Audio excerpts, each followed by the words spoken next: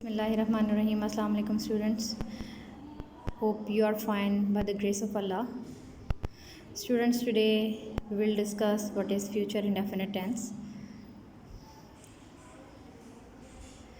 Future indefinite tense is used to express that action will be done in the time to come. ठीक है, future indefinite tense जो है वो ऐसा tense है जो कि आने वाले ज़माने को शो करता है कि काम अभी हुआ नहीं है बल्कि इन फ्यूचर यानी मुस्तकबिल में होगा. There is no mention about it being completed और कंटिन्यूड. ये उस बारे में है कि काम जो है वो अभी मुकम्मल नहीं हुआ और अभी जारी भी नहीं है. यानी फ्यूचर में आने वाले ज़माने में काम जो है वो अभी होगा, हुआ नहीं है. So that is your future indefinite tense. ठीक है, फ्यूचर का मतलब मुस्तकबिल होता है, इंडेफिनिट मुतलक को बोलते हैं. फ्यूचर इंडेफिनिट टेंस यानी आने वाले ज़माने में इसके बारे में बताया जाता है. For example, I am so sleepy and tired. ठीक है, मैं बहुत थका हुआ और मतलब स्लीपी महसूस कर रहा हूँ. I will get you some coffee. I will get you some coffee, मैं तुम्हारे लिए कुछ कॉफ़ी लाऊंगा. मीन्स के अभी लाऊंगा, लाया नहीं हूँ.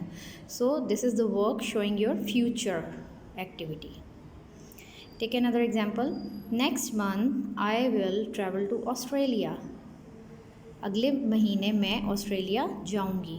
मीन्स अभी गई नहीं हूँ. So this is also the activity for future. अभी वो काम हुआ नहीं है बल्कि आने वाले वक्त में होगा. ये स्टूडेंट्स, इसमें उर्दू में पहचान यानी जुमलों के आखिर में जो है वो क्या आएगा, जुमलों के आखिर में गा गी गे वगैरह आता है. फॉर एग्ज़ाम्पल, मैं स्कूल जाऊँगा, वो सबक याद करेगी, लड़के क्रिकेट खेलेंगे. ठीक है, तो ये जो है जुमलों के आखिर में गा गी गे वगैरह आता है. Now students, rule for affirmative sentences. We use shall with I and we. ठीक है, फर्स्ट पर्सन के साथ we always have helping verb shall. And for other pronouns like second person और थर्ड पर्सन के लिए वी यूज़ विल. ठीक है, he she it they you के साथ आप विल लगाएंगे और आई और वी के साथ शैल लगाएंगे. And always remember students that you always use first form of verb in future tenses. Future tenses में भी you always use first form of verb, likewise in present tenses. यहाँ पर first form of verb will be use with helping verb will and shall. Formation क्या होगी?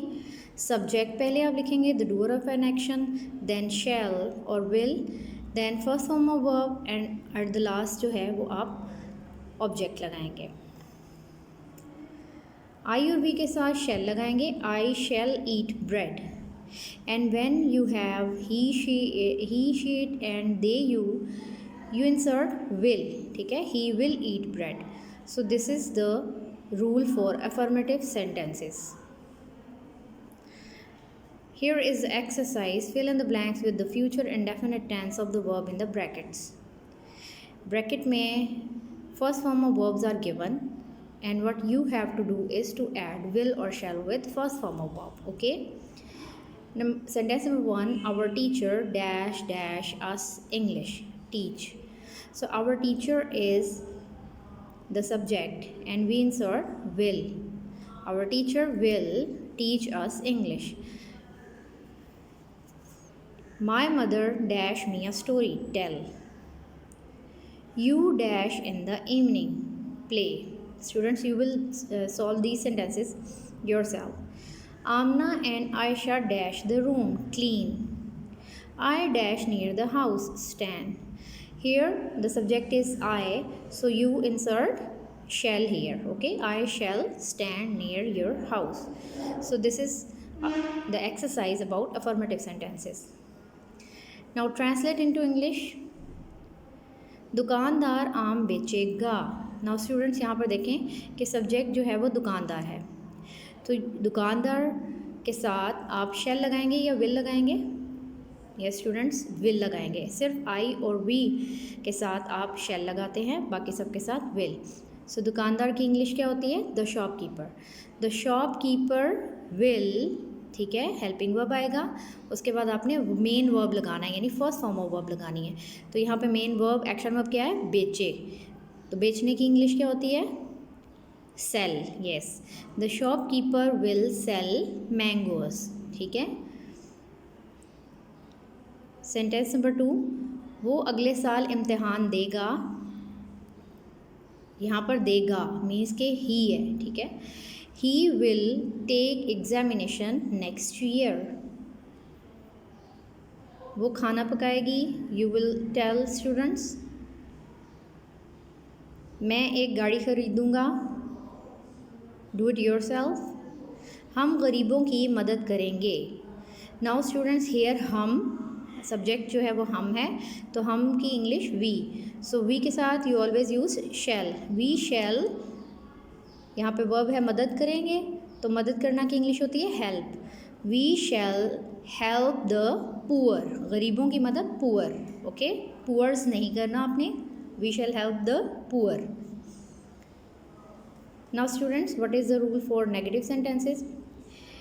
We use shall not with I and we, and will not with he, she, it or you or they, ठीक है, or any other noun.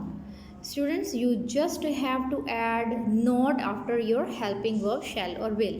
Will और shall दो helping verbs हैं, and इसके बाद जो है you always have not in order to make negative sentences. और रेस्ट ऑफ द सेंटेंसेस आप उसी तरह से करेंगे, फर्स्ट फॉर्म ऑफ वर्ब भी उसी तरह लगाएंगे।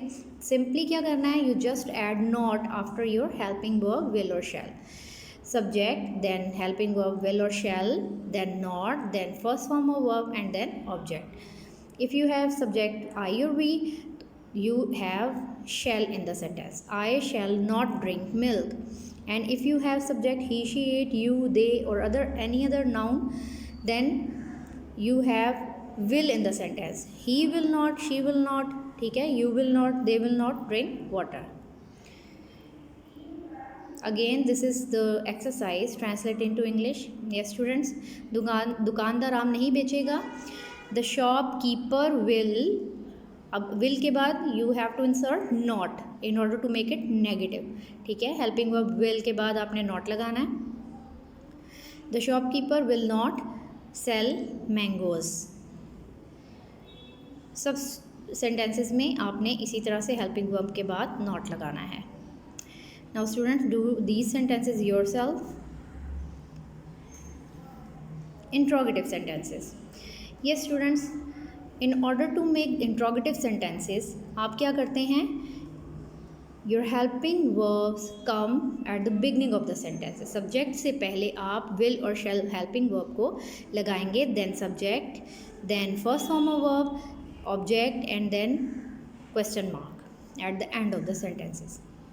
उसी तरह से shall और फिर सब्जेक्ट जो है, if you have I and we in the sentences तो फिर shall लगेगा। If you have other than I and we then आप will लगाएंगे।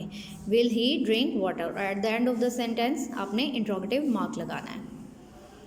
Yes students, this is the exercise. Choose the correct form of verb to complete each sentence given below. Sentence number 1, will he dash rode a horse? Students, always remember that you have first form of verb with helping verb will or shall.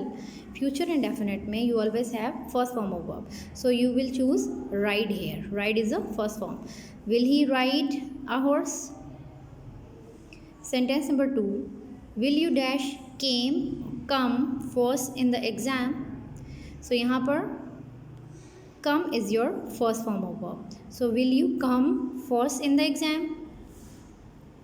Now students, do these sentences yourself. I am reading these sentences for you.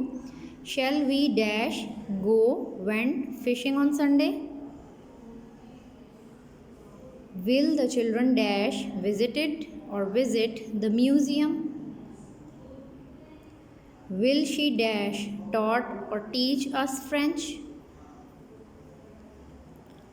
Students, do these sentences yourself. Now students, this is all about future indefinite tense. I hope you have learnt it well. You can also do other drills yourself at your homes. Stay home and stay safe. Allah Hafiz.